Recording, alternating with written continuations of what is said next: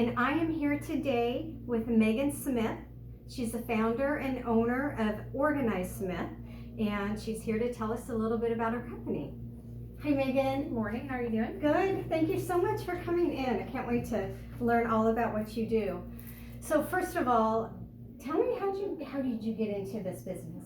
Well, my original training was actually in mechanical engineering. I worked as a project manager. When I came to Arizona about 6 years ago, I wanted to get out of the office and do something different. Okay. So tried various things, including working as a chef. And this is what I felt used my skills and made me satisfied and happy to help people. So you're a woman of many talents, as I'm quickly learning. That's what I hope. Yeah. Oh, that's so cool. So you've been doing this for about 6 years? About 6 years, yes. Okay. All right. And so you provide an amazing service as far as I'm concerned. I don't know if you're blessed with an organizational gene, if it comes naturally. Did organization always come naturally to you, or? Actually something I struggled with. Up until about college, I was the person who could never find their wallet, who lost, their keys, who couldn't find their homework. I struggled with that sort of thing. It just became too much for me, and I started designating a place for my stuff. This was before cell phones, so I never lost my cell phone, luckily. But I had a little bowl where I keep my keys. I had 2 or 3 places where my wallet would be. It'd either be in my purse or it'd be on my bedside table. And that way, it started there. Okay. With being able to find the stuff when I need it. Okay. From there, you go to clothes, to books, to things like that, to not just having a place for everything, but not having to have all of this clutter that just holds you back. It's stressful. Not finding your keys can be stressful. Exactly. And when it's buried underneath all those keys that you've had for 6 years that no longer exist, that's even worse. Yeah. So it was a process for you. You started coming up with little systems and realized this is great, and then you expanded. And for me, it was a process where I learned that it doesn't come naturally to me. But that was over 10 years ago. And it was something I trained myself to do, and something that I realized how much it can change your life, how much easier and more efficient and happier it can make you feel. Okay, and there's hope for us. There's hope for everyone. If you can do it, we can all do it. That's right. That's perfect. It's much like when I was 50 pounds overweight, and then 3 years later I was running a marathon. Oh, wow. It's a challenge. Changing your life is hard. But it's doable. Exactly. Oh, that's neat. Thanks for sharing that. That's really interesting.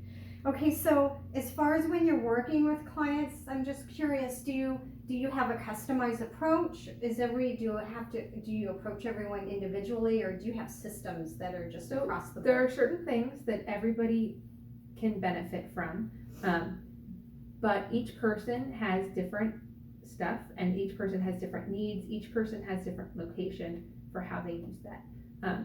For instance, when you're setting up a desk, the stuff that you use the most should be in this zone, what I call the prime time zone. And then the stuff you use less, farther away. Maybe you have, your extra supplies in a closet. So that makes sense. If you're setting up a playroom, what do the kids use the most? What do the parents not want the kids to use the most? Does it make sense that the Legos are put up out of their reach until, they clean up their hot rod cars or something like that? Okay. So it's making the customized solution for that situation, for what the client needs and what the stuff in the house calls for. It sounds you're very methodical. This is well thought out. Yes, it is step by step. That's some of my engineering background. Yeah. Sort of the process of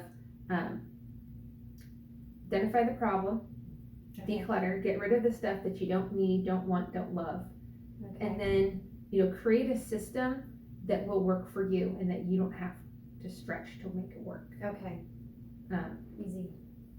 Just doing it. Sometimes it's the fourth step is use the system, because it is a change in habits.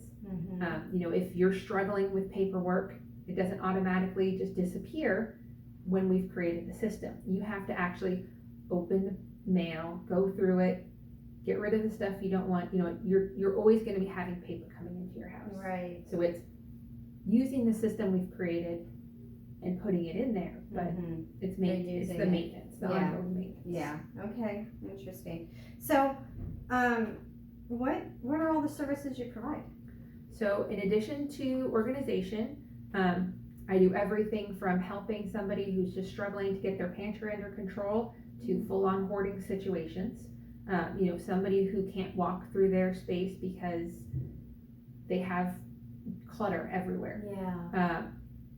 Whether your husband is overburdened with a garage that can't find his tools when he need it. Yeah. Whether your makeup drawer is full of stuff that makes you break out in hives. Okay. That's what I do.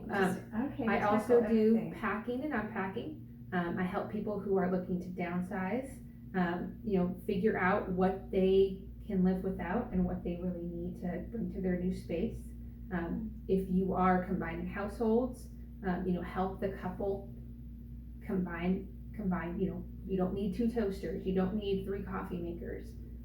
Where is the balance between the 2 couples? And sometimes having an outside mediator can help with that. Can be really helpful.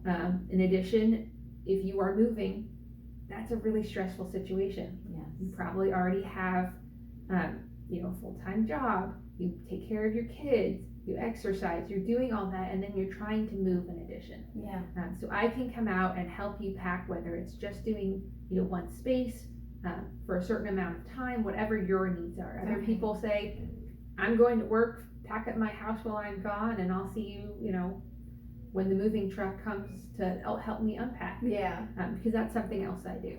So you'll get them packed up and then moved and then unpacked. So I don't actually provide the moving services. Right. Okay. And a lot of the time with movers, there's certain things that it's better for them to pack up, furniture, things like that. Okay. But I do help them pack their boxes, and then when they get to their new location, I can help them unpack. Okay. Everything from meeting the moving truck and just starting opening boxes and putting stuff away to coming out 2 or 3 years later when you still haven't finished unpacking your boxes. I think I'm in that situation. We all have that, and the difference that I can come out with my team and we get your closets unpacked, your clothes hung up, your beds made, your kitchen set up, your bathroom, all of your lotions and potions put away in a reasonable way helps. Yeah, sounds great. And with that sort of thing, we can take as much or as little direction as you want. We can come up with the logic place where the silverware goes, where the plates go, or you can come along and we can write out some post-its and put them on the cupboards and make your space work for you. Okay.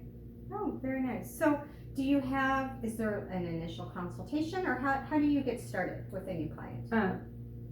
I'm happy to talk to anybody. I provide a free site visit for most of the metropolitan area, and that is 30 to 45 minutes for me to come out, see the space, give you some options, talk about an estimate and a project, how we would approach the project. Okay. Your initial consultation, is there a charge for that? That's completely free. It's complimentary. Yes. Okay. If you live outside of the area, I do still offer services up to Anthem, down to Queen Creek. Okay. Usually don't have a free site visit with that. We can do a FaceTime call or through photos just to get that process rolling. Okay. And then that would be complimentary. And that, exactly. Just if you that had to conversation, drive 45 exactly. minutes to get somewhere. Exactly. A 45-minute drive for a 45-minute meeting and then 45 minutes back is it's a bit much. That makes perfect sense. So, it's about time management and that sort of thing. Sure. Which is your forte. Exactly. Love it. So as far as the service area, it is, everything within the 101 loop and a little bit out of that I do. Okay. Go down to Chandler, Mesa, Gilbert, all of that. Like I said, I do go down to Queen Creek, up to Anthem. What I do is it's a 3-hour minimum service, and then if it's a further drive, it just increases the minimum hours. Okay. So if I'm driving an hour to get to you, it's a 5-hour minimum. Oh, okay. That makes sense. So there is no travel fee for those. Yeah. Okay, very good. All right. Well, thank you so much You're welcome. for your time today and for going through, and you have such a valuable service, and I know you've helped so many people, and I appreciate you taking the time and telling us more about what you do. My pleasure. So, again, everyone, this is Megan Smith with Organizesmith, and I am Lori Cooney with Berkshire Hathaway Home Services, and have a good day. Thank you.